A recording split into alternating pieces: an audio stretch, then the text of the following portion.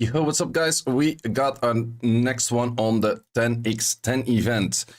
It's an interesting one. Not really sure, not really sure. We also got an update, so also we'll be talking about the update. And yeah, let's see. To be announced, right? But then you have the date right under it, so then it's not to be announced and it's expected. Either how, doesn't really matter. Let's see what this is. Oh, it does go out of the game for checking that one. Pretty sure it's in the game already as well. So it's not that much to be announced. It's already here. Either how. Let's see what we have. So first time, Summoner's War is holding in all skill at once, monster skill, max skill, level up, anything event. Okay. So reach 100 points, get an LD, okay. Legendary, yeah, that's just a one-time thing. Does kind of see it worded as like you're gonna get that every day, but that's not how it works, most likely.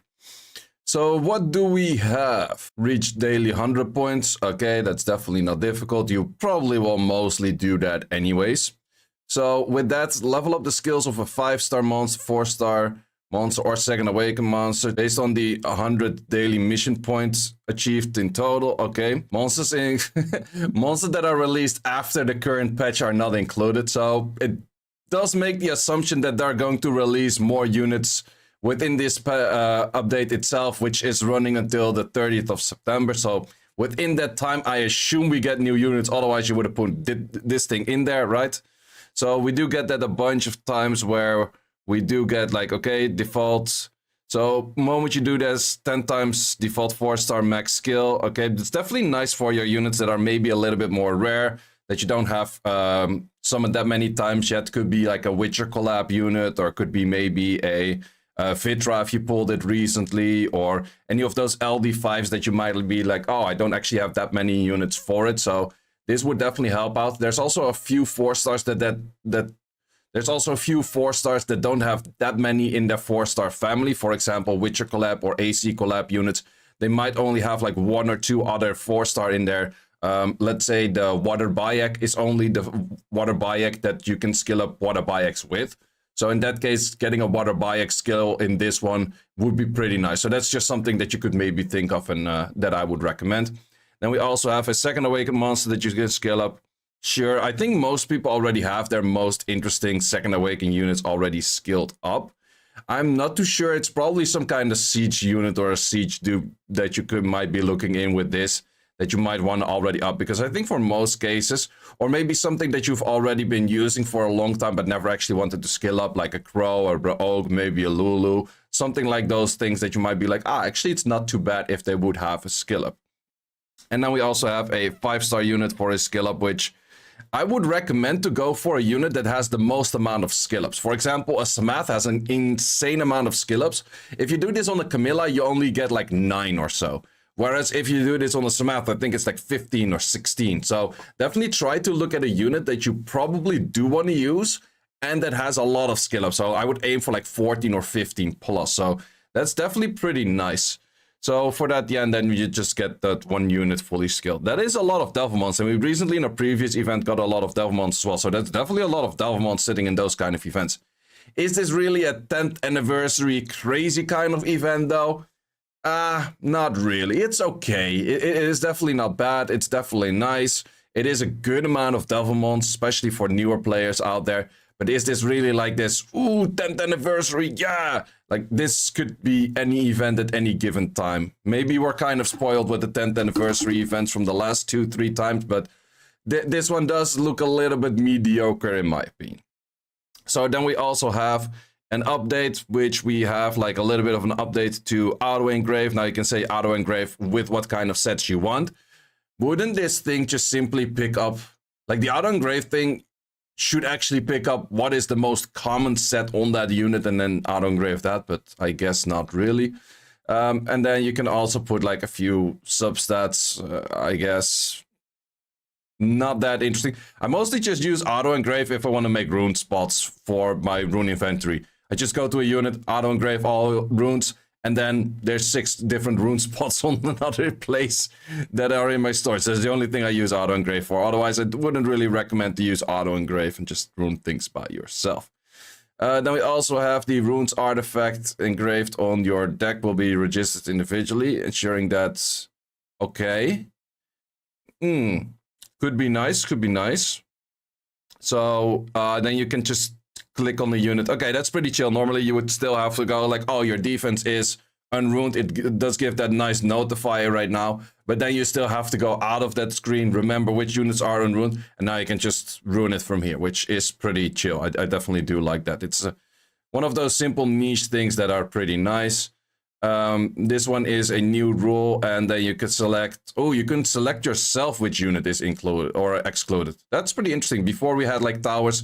Too bad that it's just for the Siege tournament. It would be nice if they add those things into normal Siege as well, where you could say like, okay, once per Siege you put in a special tower where you can exclude saying, okay, no Galleons or no Camillas or something like that, like those typical counters. No Windies before, for example. So that's definitely a nice one. No Sonias would also definitely be a nice one. Because Sonia also has the Amber in there, so there's definitely a few options in there that you could remove this. That could be pretty nice, but it's too bad that they only do it for the Siege tournament and not for the whole Siege season, because there's a ratio of like 10-1 on that one, because the seasons are incredibly long and the tournament's like few rounds. Maybe it's even more than 10-1, maybe it's like 20-1. You do also have, we're going into the Siege tournament, so keep in mind that you have to select your use first skill again, because you can actually select your unit to say like, okay, perfect AI on that one skill. And you could actually do that not on your first unit that moves, but your second or third, that people might really not expect that much. So in this case, we also do have our Kairos dungeons giving higher drops. I will actually go for a few Kairos runs to check like how much it is. Of course, it's come to us. They're not going to say how much it is increased. They're just going to say it's increased. Just tell us by how much. It's not that difficult. However, we'll check that out. I guess this is mainly for beginner accounts as well. For me, I do notice with the change of Roll Boss, which Roll Boss gives lights and dark right now. You don't really need light and dark anymore on these, but you do need still like the normal one. So the normal essences, magic essence or whatever they're called. So for that, it's pretty decent that it's in there. This one is a pretty nice one as well. They added in more units into the secret dungeons. And I played a whole bunch of beginner accounts where you would be like, but I don't have a Lin or I don't have a Shaman.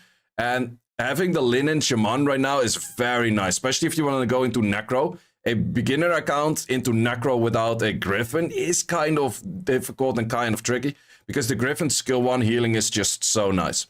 Also adding in the Mystic Witch and the Grim Reaper. Grim Reaper, I would say mainly TOA. Mystic Witch also kind of TOA, but you can also place that towards your SF Abyss. So that is pretty nice, and this thing is not used as much anymore, but it's still pretty nice that you have those in there. So I'm not sure if you were maybe also for a fusion. No, fusion stuff was... No, I don't think so. But definitely a very nice set of units that they added into Simply Get That. I do think they should have added in Zinc, because I think Zinc is still a unit you don't get anywhere. And I think Zinc for SF is pretty recommended. So would have been nice if they added in Zinc, but it's already a very good addition to those units. And now we have Sky Surfers as a transmog. Might be a more interesting one in the end. We do use Oliver still. We do use Miles. Jackson is used a bit. Daniel's used a bit. And John, not that much, but at least a family that people tend to use rather than the mages from last season, because people are kind of using Nanas, maybe using a Kiki. Coco is not used that much, Momo is not used that much, and Dorothy is kind of shite. Well, it's not that bad, but kind of shite. So, yeah, I think it's more of an interesting one over there. We do also have for Season 30 new support monsters in there. Would I say anything pretty good? Verd is not that great. Every beginner account has a Verd anyway, so that's not really that great. And I'm not surprised if they add in a Verd without any crit rate or some weird shit. They do add in Chandra, so all accounts will actually be able to play with a Chandra, which is pretty strong, because that's one of the... Well, also the Art Master. Wait, they add Chandra Art Master on beginners. So that is actually pretty strong, because I would say that these two are one of the strongest units in game right now. This unit is pretty strong in game too. Velojewel is one of the stronger units in game. Tomoe is pretty decent. We also got a Smicer in there. We also have Ethna in there. And then we have Dark Robo. Wow, these are actually really good. So if you're a beginner and you never RTA because you think you don't have the units for it, these are actually very meta, very strong units. So Surprised about them adding that. And now we have a bunch of bug fixes. So this patch, not too interesting. Few nice to niche things in there. I do definitely want to check how much. I am not entirely sure how much it was before. So that is something that I also don't exactly know. So these are the drop rates from a B10 before. And that was a 3 to 5 on this, 3 to 5 on that, and a 1 to 3 on that. And the drop rate of this was about 18%. So decent amount. It might definitely be higher. It would be nice to check this like in a few days if this is done. So just gonna do a run of 30 and then let's see what are the results on a run of 30. Okay, so checking in on this, I do recommend, by the way, to always go for B10s because you can change these to the lower state as well. But it used to be 18% to get highs. I'm not getting too many lows and I'm not getting too much nonsense and I'm getting a decent amount of highs. So I guess this is definitely improved for mainly the drop rate, but not necessarily for the amount of drops because it's still a 3 to 5 on the mids and the lows. And I guess a 1 to 3, I didn't get a 3 on the highs, but you do get a lot of highs right now. So definitely a nice upgrade. Let me know in the comments what you think about these updates and I hope to see you in the next one.